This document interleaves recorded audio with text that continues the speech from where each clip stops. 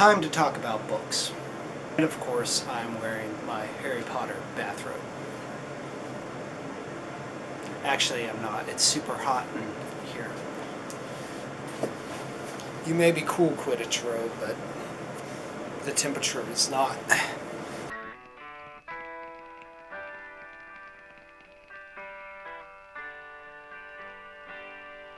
So today I'm doing a book haul, and if you are new to my channel or you just don't remember these, or I took them all down, which probably happened, my book hauls are when I just go through all the books, DVDs, and CDs I have recently gotten.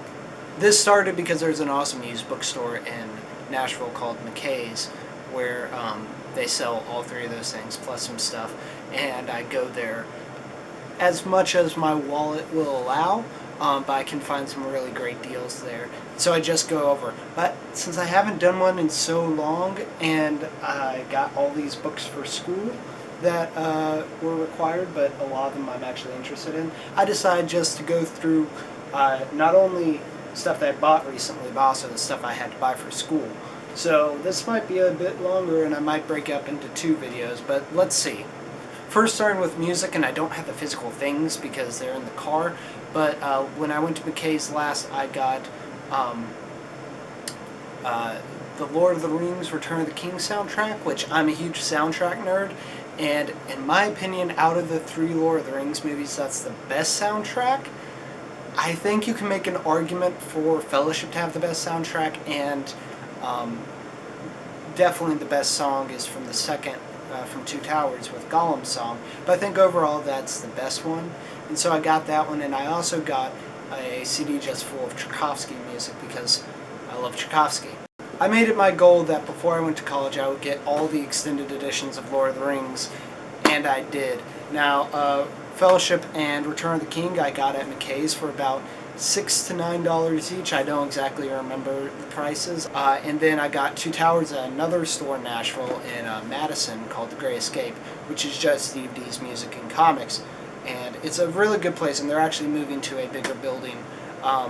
So that's exciting. But I got all 3 of these. I still haven't watched them yet, but I can't wait. There's this movie, or this book called Shootout, Surviving Fame and Misfortune in Hollywood, which I haven't actually got around to reading. I have a really bad habit of just buying as many film books as possible, and even if I have like a whole stack of them that I need to read. So this has actually been a long time since I got this, and I don't remember if I got it at McKay's or not, or if it's been in another book haul or not, but it looks really interesting, and I can't wait to finally get around to it.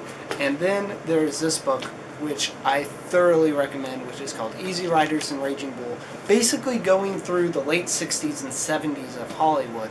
And I haven't finished it, so I'm not sure if it goes into the early 80s, but it's focusing on that decade where you had Lucas and Scorsese and Francis Ford Coppola, and you just had a lot of these filmmakers who really broke the studio system and experimented stuff. And this goes into not only that, but also the kind of culture of Hollywood, which was really interesting, and you know, a lot of pot and acid and, you know, vodka and the like.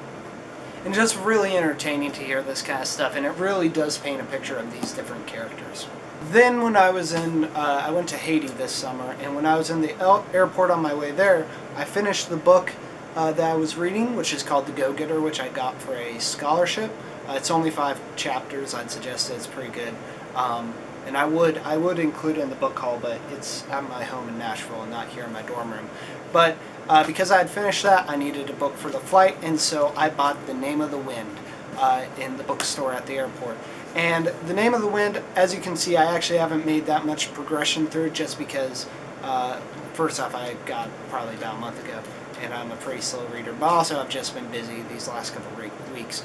But it's a good story. It's fantasy, and it's really well told, and very it creates its own atmosphere. I read about half of it in middle school, and I never got around to finishing it, so I was excited to pick it up, and I can't wait to get this book done.